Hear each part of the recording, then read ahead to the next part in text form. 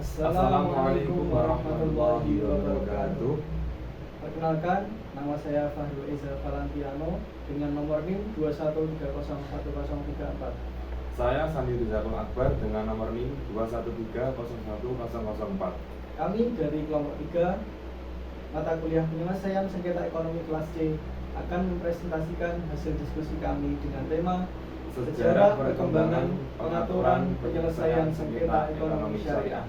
Oke, langsung saja penyampaian materi yang pertama akan disampaikan oleh teman saya Fahrul Eza Valantiano. Dipersilahkan. Pembahasan yang pertama yakni penyelesaian sengketa ekonomi syariah sebelum Undang-Undang Nomor 3 Tahun 2006 diterbitkan. Pokok pembahasan terkait penyelesaian sengketa ekonomi syariah sebenarnya sudah disinggung oleh Undang-Undang Peradilan Agama.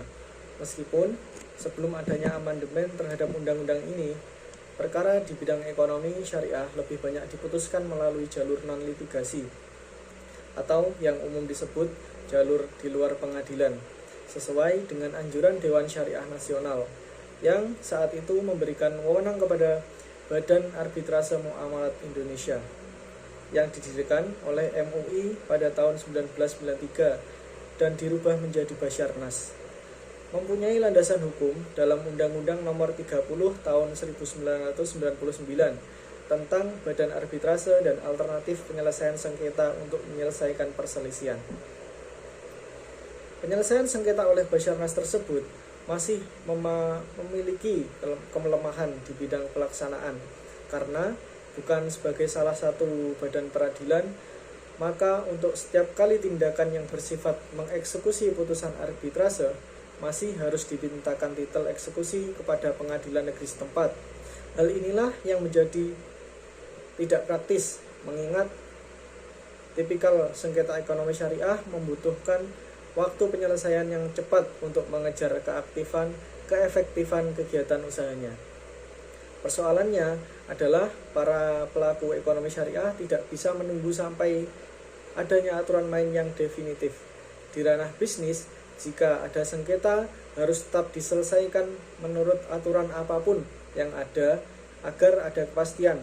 Tetapi juga bukan berarti pendekatan kitab undang-undang hukum perdata bisa serta-merta diimplementasikan dalam kasus ekonomi syariah.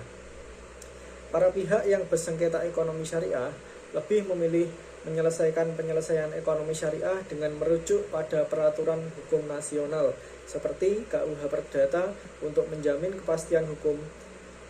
Akhirnya, unsur syariah yang menganut bebas riba dalam setiap kegiatan menjadi tercampuri dengan konsep hukum yang mengakui adanya bunga atau riba dalam setiap transaksi bisnis. Kemudian materi yang selanjutnya yakni penyelesaian sengketa ekonomi setelah Undang-Undang Nomor 3 Tahun 2006 diterbitkan. Nah, sejak dikabulkan revisi Undang-Undang Nomor 3 Tahun 2006 tentang revisi peradilan agama di Indonesia, kewenangan dari pengadilan agama atau PA tidak hanya menangani sengketa perdata Islam seperti nikah, talak, cerai, dan rujuk, tapi lebih dari itu. PA atau pengadilan agama sudah berwenang menangani sengketa ekonomi syariah atau ES. Dengan demikian, jauh sebelum adanya permohonan uji material Undang-Undang Perbankan Syariah Pasal 55 ayat 2 dan 3, sebenarnya UU PA Nomor 3 Tahun 2006 sudah jelas mengatur tentang kewenangan lembaga PA, termasuk di dalamnya ialah sengketa ekonomi syariah. Memang semangatnya saat itu adalah masih lemahnya wawasan para hakim PA yang notabene belum menguasai konflik-konflik terkait bisnis syariah dan sejenisnya. Pada pasal 49 huruf I undang-undang tersebut atau Undang-Undang Nomor 3 Tahun 2006 menyatakan bahwa pengadilan agama bertugas dan berwenang memeriksa, memutus, dan menyelesaikan perkara di tingkat pertama antara orang-orang yang beragama Islam di bidang perkawinan, waris, wasiat, hibah, wakaf, zakat, infak, sedekah, dan ekonomi syariah. Adapun yang dimaksud ekonomi syariah adalah perbuatan atau kegiatan usaha yang dilaksanakan menurut prinsip syariah, antara lain meliputi bank syariah, lembaga keuangan mikro syariah, asuransi syariah, reansuransi syariah, reksadana syariah, obligasi, dan surat berharga berjangka menengah syariah, sekuritas syariah, pembiayaan syariah, pegadaian syariah, dana pensiun lembaga keuangan syariah, dan bisnis syariah. Dari sini kemudian nampak jelas bahwa penyelesaian sengketa ekonomi syariah melalui Basarnas bersifat opsional. Artinya, jika sengketa oleh para pihak dapat diselesaikan di tingkat Basarnas, maka tidak perlu pengadilan agama. Di sisi lain, hakim di lingkungan peradilan agama dengan kewenangan yang baru ini dapat diartikan sebagai peluang dan sekaligus tantangan. Penyelesaian sengketa ekonomi syariah oleh hakim pengadilan agama menjadi sesuatu yang baru. Oleh karena itu, hakim dituntut memiliki kemampuan dalam memahami konsep dan praktek ekonomi syariah yang berjalan di Indonesia. Kebanyakan hakim pengadilan agama di Indonesia telah memahami konsep fikih muamalah yang menjadi dasar satu pijakan operasional lembaga keuangan syariah. Persoalannya adalah bagaimana memadukan pemahaman mengenai ekonomi syariah dan praktek keuangan syariah di Indonesia. Hakim pengadilan agama sudah dapat memutus perkara sengketa ekonomi syariah. Kemudian setelah Undang-Undang Nomor 3 Tahun 2006 diterapkan, ada beberapa keraguan terhadap pengadilan agama terhadap penyelesaian sengketa ekonomi syariah. Karena apa sebabnya? Karena ekonomi syariah merupakan bidang yang baru dengan permasalahannya yang sangat kompleks, di luar dari permasalahan nikah, cerai, talak, dan lain-lain tadi. Namun, pengadilan agama sendiri telah mempersiapkan diri dalam menyelesaikan sengketa ekonomi syariah dengan kualitas hakim dan panitera yang terus ditingkatkan, serta sarana dan prasarana yang baik. Perangkat hukum material dan perangkat hukum formil juga diperlukan untuk melakukan tugas-tugas yang baru. Baik, saya akan melanjutkan materi selanjutnya, yakni tentang Undang-Undang Nomor 21 Tahun 2008 tentang perbankan syariah. Kedudukan Basarnas sebagai salah satu lembaga yang berwenang menyelesaikan sengketa ekonomi syariah secara non-litigasi juga terlihat dalam Undang-Undang Nomor 21 Tahun 2008 tentang perbankan syariah. Selanjutnya ditulis Undang-Undang Nomor 21 Tahun 2008. Berdasarkan undang-undang ini dijelaskan pada bagian penyelesaian sengketa Pasal 55 ayat 1 yang berisi bahwa penyelesaian sengketa pada perbankan syariah diselesaikan melalui peradilan agama.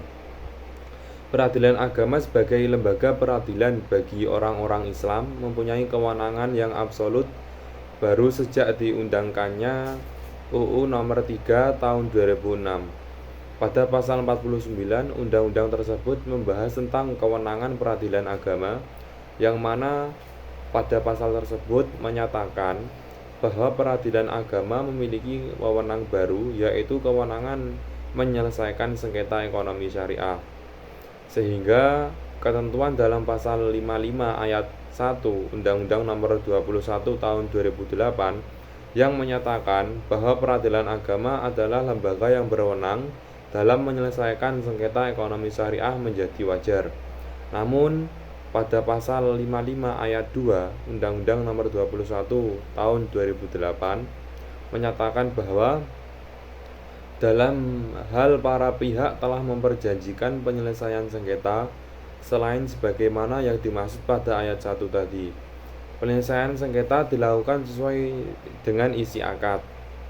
Berdasarkan pasal 55 ayat 2 ini, Undang-Undang Nomor 21 Tahun 2008, inilah Basarnas dapat menjadi pilihan penyelesaian sengketa ekonomi syariah, khususnya perbankan syariah. Dalam pasal ini mengandung unsur asas kebebasan berkontrak, serta sesuai dengan pasal 1338 KUH PER yang menyatakan bahwa kesepakatan yang dibuat bersama menjadi undang-undang bagi mereka. Ketika para pihak telah bersepakat dalam akad untuk menyelesaikan sengketa ke Basarnas, maka yang berwenang menyelesaikan sengketa adalah mereka. Undang-undang kekuasaan. Oke, saya akan lanjutkan materi selanjutnya, yakni tentang pelaksanaan putusan Badan Arbitrase Syariah Nasional. Arbitrase berasal dari kata arbitrare, yang berarti kekuasaan untuk menyelesaikan suatu perkara menurut kebijaksanaan. Artinya bahwa penyelesaian sengketa yang dilakukan oleh seorang atau beberapa orang arbiter atas dasar kebijaksanaannya, dan para pihak akan tunduk untuk mentaati putusan yang diberikan oleh arbiter yang mereka pilih atau yang mereka tunjuk. Jadi arbitrase adalah cara penyelesaian suatu sengketa perdata di luar peradilan umum yang didasarkan pada perjanjian arbitrase yang dibuat secara tertulis oleh para pihak yang bersengketa. Jadi arbitrase merupakan cara penyelesaian sengketa khususnya perkara perdata di luar peradilan umum yang didasarkan pada perjanjian arbitrase yang dibuat secara tertulis oleh pihak yang bersengketa, di mana pihak penyelesaian sengketa dipilih oleh para pihak yang bersangkutan, yang terdiri dari orang-orang yang tidak berkepentingan dengan perkara yang bersangkutan, karena orang-orang ini akan membantu menyelesaikan masalah dari masing-masing pihak. Jadi orang-orang akan memeriksa dan memberi putusan terhadap sengketa tersebut. Badan Arbitrase Syariah Nasional memiliki kewenangan untuk memberikan suatu rekomendasi atau pendapat hukum, yaitu pendapat hukum yang mengikat tanpa adanya suatu persoalan tertentu yang berkenaan dengan pelaksanaan perjanjian yang sudah barang tentu atas permintaan para pihak yang mengadakan perjanjian untuk diselesaikan. Pada tahun 2008, Mahkamah Agung mengeluarkan surat edaran nomor 8 tahun 2008 tentang eksekusi putusan Badan Arbitrase Syariah. SEMA ini sejatinya membawa angin segar bagi kepastian pengadilan agama sebagai eksekutor atas putusan yang dikeluarkan oleh Basarnas. Namun, patut disayangkan karena keberadaan SEMA tidak dapat bertahan lama sebagai dasar pengadilan agama dalam melaksanakan eksekusi putusan Basarnas. Kemudian pada tahun 2010, Mahkamah Agung kembali mengeluarkan surat edaran nomor 8 tahun 2010 tentang penegasan tidak berlakunya surat edaran Mahkamah Agung nomor 8 tentang eksekusi putusan Badan Arbitrase Syariah. Kemudian kemunculan SEMA ini bukan tidak beralasan. Ketentuan pasal 59 ayat 3 Undang-Undang Nomor 48 Tahun 2009 tentang kekuasaan kehakiman menjadi landasan utama atas terbitnya SEMA Nomor 8 Tahun 2010, yang mana mencabut peraturan sebelumnya, yakni SEMA Nomor 8 Tahun 2008 tentang eksekusi putusan Badan Arbitrase Syariah. Kemudian ketentuan pasal 59 ayat 3 Undang-Undang Nomor 48 Tahun 2009 tentang kekuasaan kehakiman menjelaskan bahwa dalam hal para pihak tidak melaksanakan putusan arbitrase, termasuk arbitrase syariah, secara sukarela, Putusan dilaksanakan berdasarkan perintah Ketua Pengadilan Negeri atas permohonan salah satu pihak yang bersengketa. Maka sejak berlakunya Undang-Undang Nomor 48 Tahun 2009 ini, Surat Edaran Mahkamah Agung Nomor 8 Tahun 2008 tentang eksekusi putusan Badan Arbitrase Syariah menjadi tidak berlaku lagi, dan secara otomatis eksekusi putusan Basarnas menjadi wewenang pengadilan negeri. Dan akhirnya setelah melalui kesenjangan yang cukup lama, pada tahun 2016 Mahkamah Agung kembali memberikan angin segar dengan mengeluarkan peraturan Mahkamah Agung Perma tahun nomor 14 tahun 2016 tentang tata cara penyelesaian perkara ekonomi syariah. Perma ini memberikan kekuasaan penuh kepada Pengadilan Agama sebagai eksekutor terhadap putusan Basarnas yang secara jelas diuraikan dalam pasal 13 ayat 2 Peraturan Mahkamah Agung Nomor 14 Tahun 2016. Adapun tata cara pelaksanaan putusan Basarnas tetap mengacu kepada ketentuan dalam Undang-Undang Nomor 30 Tahun 1999 tentang arbitrase dan alternatif penyelesaian sengketa. Hal ini selafas dengan ketentuan pasal 55 ayat 1 Undang-Undang Nomor 21 Tahun 2008 tentang perbankan syariah. Ketentuan tersebut juga sejalan dengan Undang-Undang Nomor 3 Tahun 2006 tentang perubahan atas Undang-Undang Nomor 7 Tahun 1989 tentang peradilan agama sebagaimana telah diamandemen dengan Undang-Undang Nomor 50 Tahun 2009.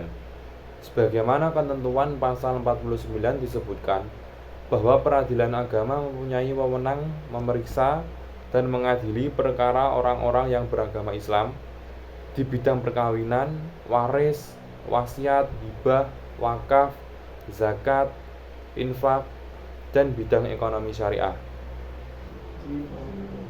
Sekian presentasi dari kelompok kami. Kurang lebihnya mohon maaf. Wallahul muwaffiq ila aqwamit thoriq. Wassalamualaikum warahmatullahi wabarakatuh.